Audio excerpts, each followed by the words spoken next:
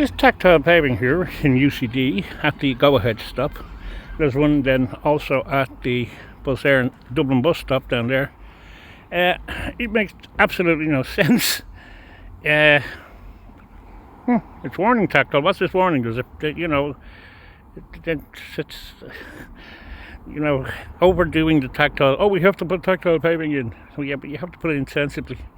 And as you can see, it's full of stone anyway, so it's like being made redundant from that as well.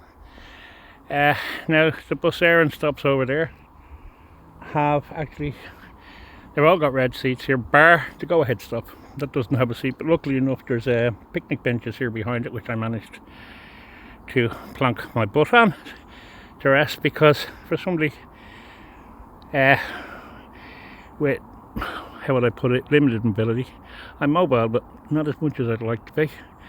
It's a lot of walking in extreme heat and a lot of hills, so I do need to get a bit of rest.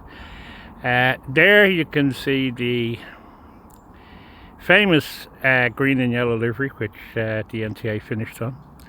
But in front of it you can see the blue, white and teal livery with the yellow at the front, which I sort of gave out to them that the buses had to be yellow at the front, and because they were originally dark blue. And it was ridiculous because they said they were going to be white, so they sent all the buses back and they changed all the internal handles. All the poles were white. Well, they were grey. They said they were generic white, but they were grey inside. So they all went back to Belfast and got changed, and they got the front wrapped in yellow and created that ugly livery. Now, in fairness, the green and yellow livery is a little bit better, but let's be fair, anything's better than that. Dublin Bus had the original hybrid buses marked up in their Dublin Bus livery, but in green instead of blues. So it was stunning, and even the livery that ADL did for their mock-up of the ADL 400s, which we're using, is absolutely stunning. The worst design is actually the NTA used. It's not surprising, but it's the fact. So this bus coming at me looks like it's my S4, and this is a PSO service. It's a new PSO service from UCD to Liffey Valley. I've used it before coming from Walkinstown to UCD.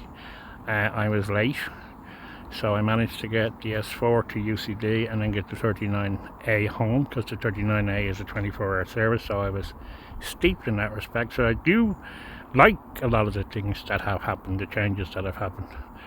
But this is an S4, and I can't see it, but it does look like it's an O something bus. So buses are supposed to be, well, historically buses were taken out of service at 16 years and put on to school bus runs or things like that, or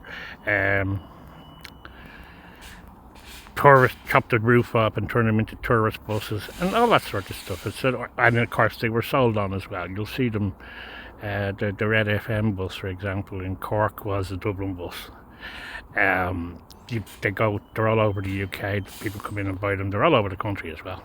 But they normally at 16 years old. Some are changed, let them go longer, like the Volvo triaxles. They're quite old, but they're spectacularly successful bus, and they also carry 108 souls as opposed to 86, which is a huge difference.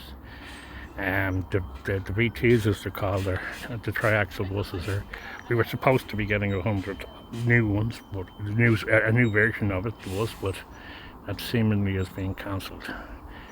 So this bus looks like it's one of the 17, 18-year-old buses that's working on the PSO routes, which they're not supposed to.